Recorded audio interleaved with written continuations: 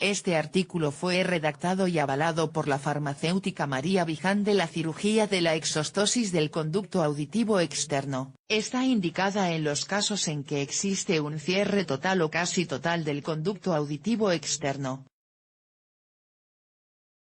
En las fases iniciales así como en las más avanzadas, la limpieza del oído es muy difícil y a veces, casi imposible.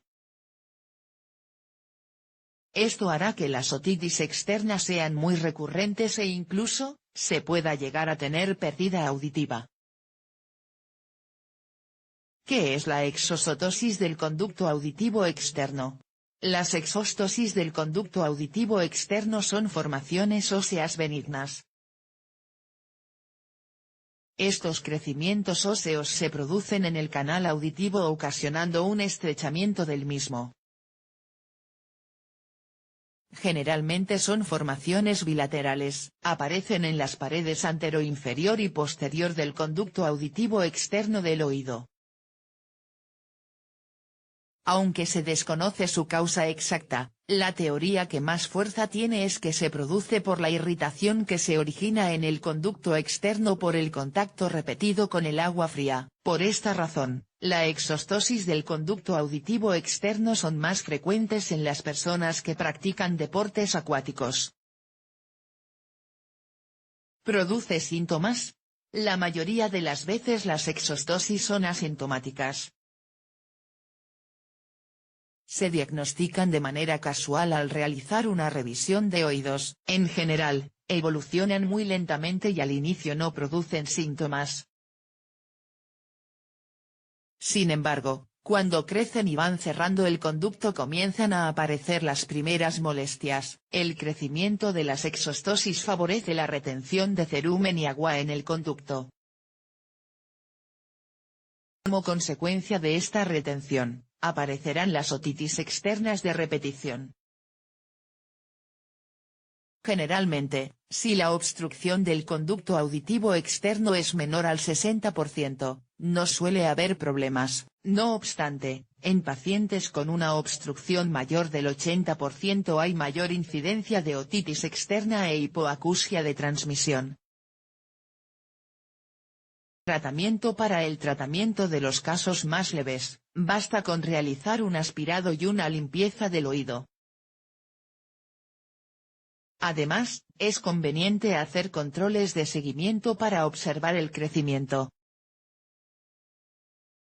De esta forma, se pueden evitar complicaciones en las fases iniciales de la enfermedad.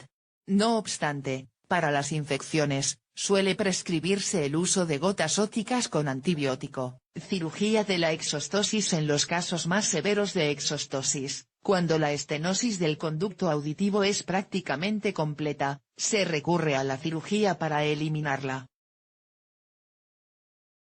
Existen diversas técnicas para la cirugía de la exostosis del conducto auditivo externo. Algunas de ellas son con anestesia local y otras con general. Incluso el abordaje del conducto puede ser el abordaje retroauricular y el abordaje endaural. También hay variedad en cuanto al método empleado para eliminar la exostosis. Algunas técnicas realizan fresado, otras emplean cincel y otras el láser. Además, algunas técnicas de cirugía de la exostosis las eliminan de todas las paredes del conducto auditivo externo, otras solo de la pared anterior y otras solo de la posterior. Posibles complicaciones de la cirugía de la exostosis. La cirugía de la exostosis no es sencilla, ya que pueden darse numerosas complicaciones derivadas de la misma. Algunas de las complicaciones más frecuentes son: estenosis del canal postoperatorio,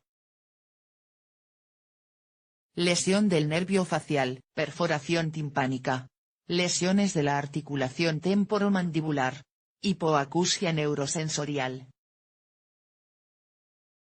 La cirugía de la exostosis se realiza bajo anestesia general o local, y por medio de una incisión detrás de la oreja y bajo visión microscópica. Normalmente se da el alta al paciente después de una noche de ingreso. Los puntos se retiran al cabo de una semana, y el taponamiento del oído al cabo de 2 semanas. El paciente puede retomar su vida laboral en de 7 a 14 días. Generalmente se recomienda no mojar el oído hasta la correcta cicatrización del nuevo conducto. Este proceso de cicatrización puede tardar entre 1 y 3 meses. En cuanto a los resultados postquirúrgicos, en la mayoría de los casos se consiguen resolver los problemas de taponamiento y otitis. ¿Se pueden prevenir?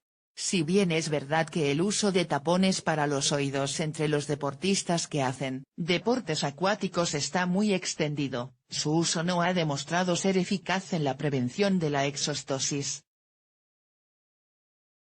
Incluso en ocasiones, en pacientes que ya tienen exostosis, los tapones pueden empujar la cera hacia adentro y empeorar el cuadro.